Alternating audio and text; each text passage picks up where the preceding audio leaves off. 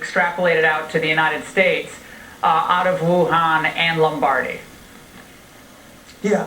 What I think the governor was saying, I'm pretty sure, is that that's the total amount that he would need. You know, and we'll take him for his word about that. I mean, he's, you know, quite frankly, he's really gotten hit with a really bad situation. And quite frankly, I think he's doing a very good job. When he says 30,000 and he needs it, we'll take him for his word. We obviously want to estimate to see what he already has and what the delta is of what he'll need, as opposed to the totality of the entire period of time over the next couple of months.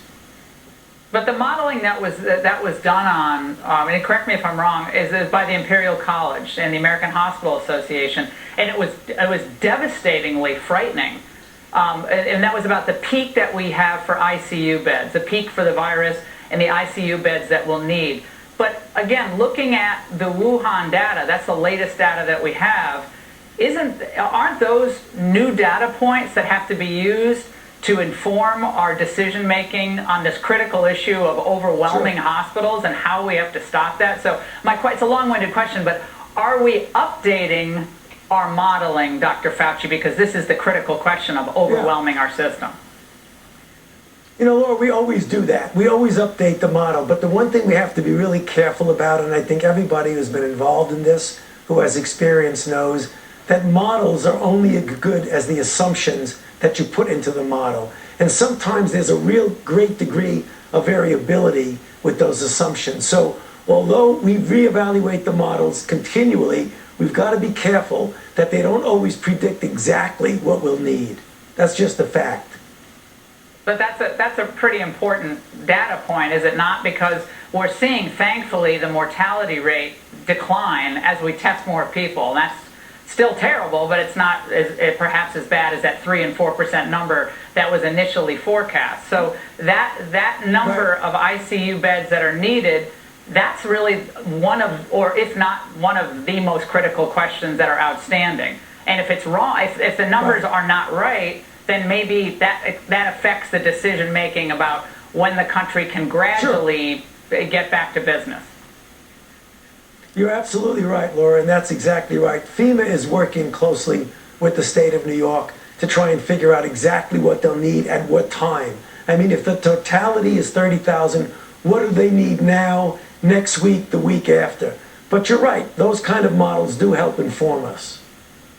And Dr. Fauci, the news, when I was reading these studies today, it's clear that men are more likely to have serious health implications because of this, more likely to get the virus, it looks like, including with hypertension, diabetes, obesity, heart disease, all factoring in the comorbidity rate once people are actually admitted into the hospital, then into the ICU. Any idea of how and why that's happening? You know, that's a great question. We do not know. I mean, we have to be humble and say, we're really not sure. It's a little bit puzzling.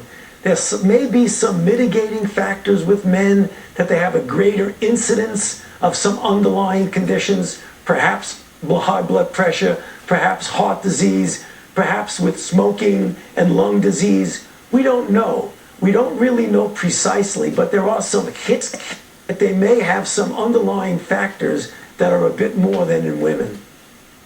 And it looks like 57% of the individuals who were admitted into the ICU or critical care in Wuhan were people with these underlying conditions, and a strong majority were men. So that's another thing we'll figure out eventually. But Dr. Fauci, a lot of people are messaging me during the day about hydroxychloroquine and other antivirals that are now being prescribed by treating physicians in the United States and beyond. So if, heaven forbid, something happened to you, you got a positive coronavirus test, and you fell ill, would you feel comfortable taking one of these new antivirals, such as hydroxychloroquine? You know what I would do, Laura? There are a number of clinical trials. I'm a believer in a clinical trial. Of course, at the same time, I'd want to help myself. I'd want to get an answer as to what really works or not. So I might take one of those drugs, but I would do it within the auspices of a controlled clinical trial. I've always felt that way. And so you would take one of those drugs because we are getting some positive results. And this is wartime, right? So it's not all buttoned down and controlled. We do what we can do with what we have. I'm not so sure, Laura, just to clarify, that I would necessarily take one of those drugs. I would take a drug that was on a clinical trial. Some of those drugs that you're mentioning are available within the context of a clinical trial. Those same drugs you can probably get from your physician if they do an off-label use, because they are already approved for other purposes like malaria and some autoimmune diseases. But myself personally, I like to get some knowledge out of it. So if I had a situation where I needed a drug, I'd look around if there was a clinical trial that would give me access within the contours of a clinical trial. And Dr. Fauci, Americans want facts and transparency, but they also want hope. So what hope can you give them tonight? You know, I mean, the hope that I give is that right now, to just hang on as best as you can, just please implement the recommendations of the guidelines to be able to protect yourself and those around you, avoid crowds, do the things that are on that list that we talk about essentially every night. But also know, as time goes by, as we test more drugs, as we get better and better in a vaccine, you know, I told you some time ago that a vaccine is being developed. It still will be quite a while before we have it, but it is conceivable that this may go into another season. And if it does, it will bring us that much closer to the possibility of having not only drugs available, but also a vaccine. So that's the hope for the future.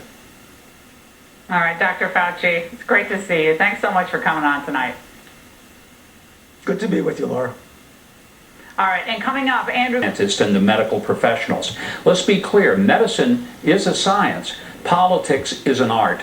Donald Trump is trying to balance the science of medicine and the advice he's getting with the art of politics, recognizing that ultimately decisions have to be made in the context of what's doable and what's possible. He's got a bunch of Democrats in the Congress who aren't interested in helping the American people replace their income and get back to work. They're just interested in political points. He's got that to deal with. He's got corporate leaders and Wall Street people who want to get the stock market up, but he's mostly got a whole lot of Americans out there who are scared to death. I think this president is handling it in exactly the executive way that he was hired to do. Thank God he's in that chair right now and not Hillary Clinton, as could have happened. Oh, my God. The guns, there's probably thousands in the queue that pay for the guns, and New Jersey just won't allow the queue to go through. And you are seeing, obviously, like so many gun store owners across the country, a huge uptick in your customer base, people wanting ammo, different models of guns, shotguns, semis, and so forth. Tell us about that, because that's been wild. Even ordering guns online, regular places where people go and buy ammunition, I read, they're all out. Yes. So usually after a terrible tragedy, this business goes crazy, and nobody wants that type of business. However, during this coronavirus outbreak, if you will, the business has been so incredible that they've pretty much bought everything in the shop. Ammo, all the guns. We can't even get guns online delivered from our own distributors. People are calling. They want their guns from the queue. I've never seen it like this, ever. And nobody What wants are they business worried like about, Joe? Joe, what are people afraid of? Are they afraid of social unrest? Are they afraid of not being able to get food and someone coming for their? I mean, what are people most concerned about? People, they think the worst. They think that there could be a social breakdown, and first thing they want to protect their family. And who knows? I mean, people, they're bugging out, literally. I've never seen it like this. So is this the high point that you've ever seen in your entire gun store owning life for gun purchase, interest, and demand? Laura, it's been like a raving mob. They just come in, they say, just give me that gun. I want that gun. You know, the people that have the right approvals. It was almost like a locust swarm. They just come in and say, I want this gun, I want that. They don't even ask the price. I've never seen it like this. This is like the end of the world to these people, and they believe it. They actually think that This is something that's going to break down social unrest. People are going to be rioting. They have no direction. They just feel very insecure. And the first thing I'm going to do is protect their family. And it probably didn't make them feel better that the gun stores were going to be deemed non-essential businesses, where other businesses, pot stores and liquor stores, are essential businesses.